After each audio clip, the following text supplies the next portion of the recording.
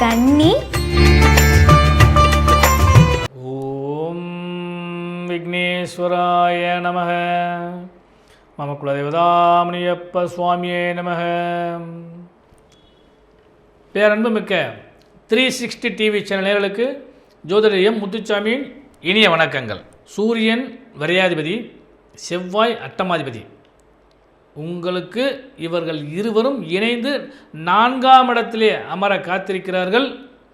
கன்னிராசி அன்பர்களே, இவருடைய சேர்க்கை சற்று சிரமத்தை கொடுத்தாலும் 6ஆம் இடத்திலே வெற்றி சனியாக அமர்ந்து உங்களுக்கு லாப பலத்தை தரக்கூடிய அருமையான வாரமாக அமையக்கூடிய யோகம் உண்டு கன்னிராசி அன்பர்களுக்கு. அன்பர்களே, இந்த வாரம் அதாவது நிகழும் மங்களகரமான ஸ்ரீ சோபகிருது வருடம் மார்கழி மாதம் 8ஆம் தேதி முதல் 14ஆம் தேதி வரை 24/12/2023 முதல் 30/12/2023 வரையான இந்த வாரத்திற்கான முதல்ல கிரக அமைப்புகள். அதன்படி உங்கள் ராசியிலே கேது பகவான் அமர்ந்திருக்கின்றார். ராசிக்கு 3ஆம் இடத்திலே புத பகவானும், அதாவது உங்கள் ராசிநாதன் புத பகவானும் அவரோடு பாக்யாதிபதியாகிய சுக்கிர பகவானும் அமர்ந்திருக்கின்றார்.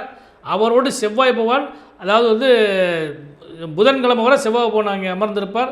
அடுத்து புதன்கிழமைக்கு மேலே 4ஆம் இடத்துல சூரிய பகவானோடு சேர்ந்து செவ்வாய் பகவான் சேர காத்திருக்கின்றார். 6ஆம் இடத்துல சனி பகவானும், 7ஆம் இடத்தில் ராகு பகவானும், அட்டமஸ்தானத்திலே குரு பகவானும் அமர்ந்திருக்கிறார்கள். உங்கள் ராசிக்கு லாபாதிபதியாகிய சந்திர பகவான் உங்கள் ராசிக்கு பாக்கியஸ்தானத்திலும் 10ஆம் இடத்திலும் லாபஸ்தானத்திலும் அமர காத்திருக்கின்றார். அது உங்களுக்கு இந்த வாரத்தில் ஒரு நல்ல பலனையும் பலமும் தருவதற்கான வாய்ப்பு நிச்சயமாக உண்டு. கன்னிராசி அன்பர்களே, பொதுவாக ஒவ்வொரு நாளும் நமக்கு நல்லது நடக்குமா அப்படின்னு சொல்லி விதி பார்க்குறப்ப நாளும் கோளும் நம்மை வழி நடத்தும். அந்த விதிப்படி இந்த வாரத்தின் துவக்க நாளாகிய ஞாயிற்றுக்கிழமை அன்னைக்கு 24/12/2023 அன்னைக்கு வளர்பிறையில் வரக்கூடிய திரியோதசி திதி, நட்சத்திரம் கார்த்திகை நட்சத்திரம், யோகத்தை பொறுத்தளவுக்கு சித்த யோகம். இது பிரதோஷம். அதனால் ஞாயிற்றுக்கிழமைக்கு பார்த்திங்கன்னா பிரதோஷ காலகட்டங்கள் ஒரு நல்ல பலன் கிடைக்கிறதுக்கான வாய்ப்புகள் நிச்சயமாக உண்டு. அடுத்து திங்கட்கிழமை அன்னைக்கு, அதாவது 25/12/2023 நட்சத்திரம் ரோஹிணி நட்சத்திரம். திதியை பொறுத்தளவுக்கு வளர்பிறையில் வரக்கூடிய சதுர்த்தசி திதி. அன்றைய தினம் கரி நாளாக அமையக்கூடிய வாய்ப்பு இருக்கிறனால அந்த நாள் உங்களுக்கு ஒரு மத்தியமான நாளாகவே அமையும் திங்கட்கிழமை அன்னைக்கு. அடுத்து செவ்வாய்க்கிழமை மிக நல்ல அருமையான நாள். ஏன்னா பௌர்ணமி திதி வருகிறது. 26/12/2023 பௌர்ணமி திதி வருகிறது. ஒரு நல்ல அருமையான நாள். நட்சத்திரமும் உங்களுக்கு வலு கொடுக்கக்கூடிய மிருகசீரிஷ நட்சத்திரம். அன்றைய திதியை பொறுத்தளவு பார்த்திங்கன்னா பௌர்ணமி யோகமானது. எல்லாத்தையும் விட சிறந்த பலன் இந்த உங்களுடைய ராசிநாதனாகிய புதன்கிழமை, புதன் ஆசீர்வாதம் பெற்ற நாள். அந்த கிழமையில் வரக்கூடிய திதி யோகமான திதி. அதாவது தேய்பிறையில் வரக்கூடிய முதல் திதி பிரதமை திதி.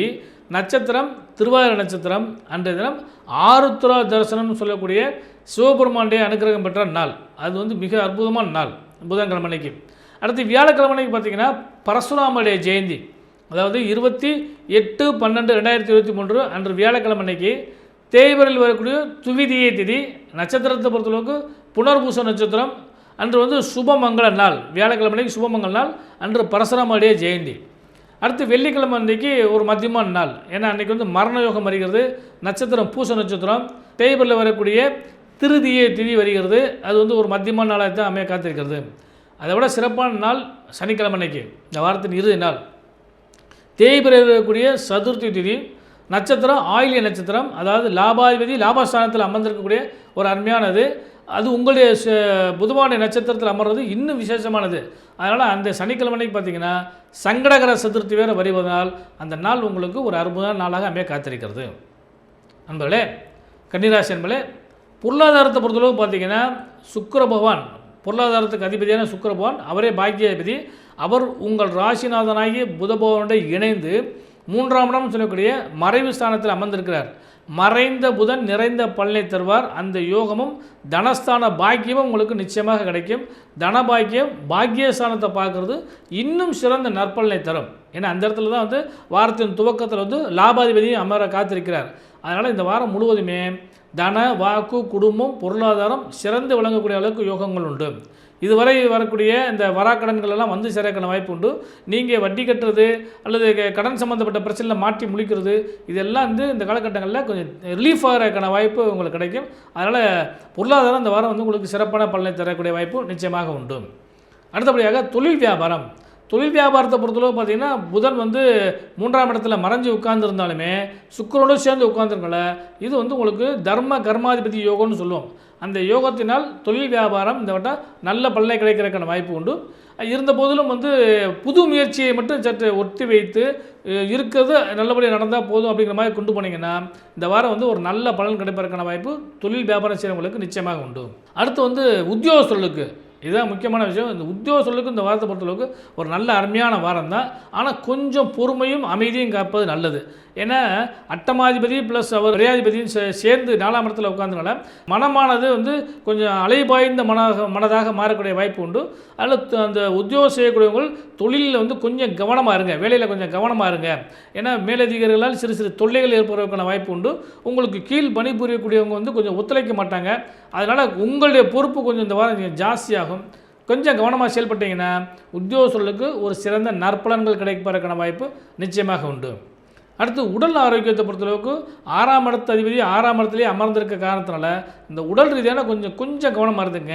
ஏன்னா வந்து சனிமணி பத்தாம் பேர்ச்சி அடைஞ்சு வந்திருக்கிறாரு 6ஆம் இடத்துல, அதுவும் மூலத்திரிகோண வீட்டில் வலுப்பெற்று அமரப்போகிறாரு. அதனால் இந்த உடல் ரீதியாக பொறுத்தளவுக்கு கொஞ்சம் கவனமாக இருந்துங்க. மற்றபடி வந்து பெரிய அளவுக்கு உங்களுக்கு பாதிக்காது. தேவையில்லாத உணவுப் பொருட்களை உட்கொள்வதை தவிர்த்து நலம் தரும். அல்லது வந்து டென்ஷன் ஆகாதீங்க. இப்படிலாம் செஞ்சீங்கன்னா உடல் ரீதியான பாதிப்புகள் வந்து உங்களுக்கு கண்டிப்பாக குறையும். அடுத்து மாணவ செல்வங்களுக்கு மாணவர்களே இந்த வாரம் உங்களுக்கு விடுமுறை காலம் அப்படிங்கிறனால என்ஜாய் பண்ணுங்கள், அதே உங்களுக்கு போதும். சுபமங்கலத்தை பொறுத்தளவுக்கு இந்த வாரத்தில் ஞாயிறு, செவ்வாய், புதன், வியாழன், கடைசி சனிக்கிழமை இந்த நாட்கள்லாம் உங்களுக்கு சுபமங்கலத்தை பேசுவதற்கும் அதே மாதிரி விஷயங்களை வந்து சுபமங்கல விஷயங்களை பற்றி தெரிஞ்சுக்கிறதுக்கான வாய்ப்புகள் கிடைக்கும். ஆனால் சுபமங்கலத்துக்கு முடிவு செய்வதற்கான வாய்ப்பு தை மாதத்தில் வச்சுக்கிட்டிங்கன்னா நல்லாயிருக்கும். அடுத்தபடியாக பெண்களுக்கு 7ஆம் இடத்திலே ராகு பகவான் இருந்தாலே எப்போயுமே வந்து கணவன் மனைவியோருக்குள் நல்ல ஒற்றுமை இருக்கும், ஒரு யோக பலங்கள் கிடைக்கும். ஆனால் வந்து யாராவது ஒரு அந்நிய நபர்களால் உங்களுக்கு ஏதாவது சின்ன சின்ன குறுக்கீடுகள் ஏற்பட்டுக்கிட்டே இருக்கும். அதனால் அவர்களுடைய பேச்செல்லாம் கேட்காம உங்களுக்கு என்ன சரி என்று தோன்றுகிறதோ அதை மட்டும் கொஞ்சம் தைரியமாக செய்யுங்க. அது வந்து உங்களுக்கு கணவன் மனைவியின் உறவுக்கு ஒரு நல்ல அடித்தளமாக அமையக்கூடிய வாய்ப்பு உண்டு. அதே மாதிரி வந்து உங்களால் அவருக்கும் அவரால் உங்களுக்கும் வந்து ஒரு எதிர்பார்ப்புகள் இருக்கக்கூடிய வாய்ப்புகள் உண்டு.